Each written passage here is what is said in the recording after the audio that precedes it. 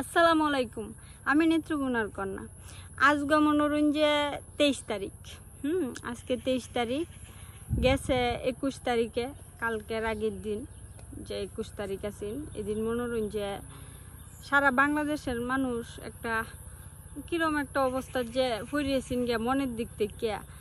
অবশ্য সবাই তো আর অসুস্থ হয়েছেন না, কিন্তু সব মানুষ অসুস্থ না হইলেও সারা বাংলাদেশের মানুষ অসুস্থতা থেকেও বেশি দুঃখ পাইছে, এরম অনুভব তৈরি হয়েছে একজনের মনের ভিতরে। কারণ হইতেছে মনোরঞ্জে 21 তারিখে যে দুপুরবেলা যে ঘটনাটা ঘটতে গেছে, এটা হইল মনোরঞ্জে উত্তরা দিয়াবাড়িতে ঢাকা মাইলস্টোন স্কুল অ্যান্ড কলেজের মধ্যে যে ঘটনাটা ঘটল, এটার পরে মনোরঞ্জে প্রত্যেকটা মানুষের মনের ভিতরে, যারা প্রকৃত মানুষ, যাদের ভিতরে বিবেক আছে, যাদের ভিতরে মন আছে, তারা প্রত্যেকটা মানুষই দুঃখ প্রকাশ করছে। মন মানসিকতা খুব খারাপ আছে। আমার বিশ্বাস বাংলাদেশের বেশিরভাগ মানুষই খাবার খাইতো বলেও এই বিষয়টা নিয়ে একটু চিন্তাস।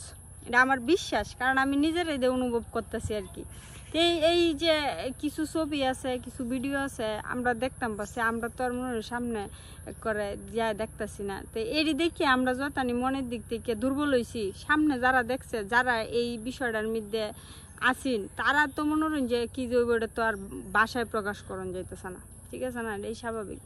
আর সবচেয়ে বড় কথা হইল, অনেকে জীবনের রীতি টানছে, আর অনেকেই আল্লাহর রহমতে মোটামুটি ভালোর দিকে, ভালো লক্ষণের দিকে আচ্ছা যেটাই আছে না আছে। আজকে 2 দিন 3 দিন হয়ে যেতেছে, মনে করুন যে সময় গেছে গা, মানুষ সবাই আস্তে আস্তে এই জিনিসটা ভুলে যেতেছে। ভুলে যাবে, এটাই স্বাভাবিক। এর চেয়ে বেশি কিছু হইলো এভাবেই সময় যাবো গা, ভুলে যাবো মানুষ।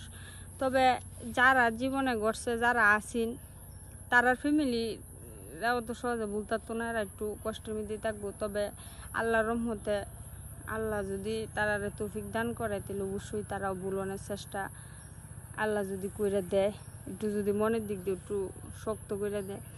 বলতে তো পারতই না, তবে মনের দিক দিয়ে যদি একটু শক্ত করে দেয়, তাহলে মানুষটি হয়তো বা কষ্টটা তো একটু দূরাত থাকবো। আর সবচেয়ে বড় কথা হইলো মনোরঞ্জে এরম অবস্থার সম্মুখীন হইলে মানুষ মাথা মস্ত ঠিক থাকে না, এটা অসম্ভব। ঠিক থাকবো কিবা স্বাভাবিক। এরকম একটা দুর্ঘটনার মুহামুহি হইলে কিরম একটা অবস্থা হইব। এন মনোরঞ্জে খুবই একটা খারাপ অবস্থা তৈরি হয়েছে।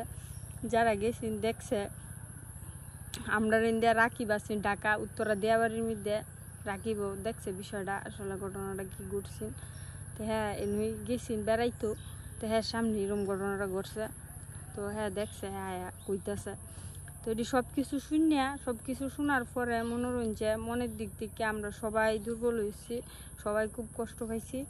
আর আমরা তো মনোরঞ্জে যাওনের সবার তো সামর্থ্য নাই, আর সাহায্যের মতো সামর্থ্য সবার থাকে না। তবে আমরার পক্ষ থেকে আমার বিশ্বাস সারা বিশ্বের যত মানুষ দেখছে এই নিউজটা, প্রত্যেকটা মানুষই দোয়া করতেছে, প্রত্যেকটা মানুষই কইতেছে যে না, আল্লাহর মতে যারা ভালো আছে তারা ভালো, আরও ভালো হোক, আরও সুস্থ হোক। আর যারা সারা জীবনের লেগে ইতি টানছে, আল্লাহ যাতে তারা বেহেশত নসিব করে। এতটুক অবশ্যই প্রত্যেকটা মানুষই চেষ্টা করতেছে, চাইতেছে আল্লাহর কাছে। আর আমরাও এই দোয়াটাই করতেছি, আর এই দোয়াটা ছাড়া তো কিছু করার মতো নাই। এই যে আজকে 2-3 দিন গেছে গা, আর মনোরঞ্জে কয়েকদিন গেলেই এটা হয়তো বা জিনিসটা একটু তল হয়ে যাইব।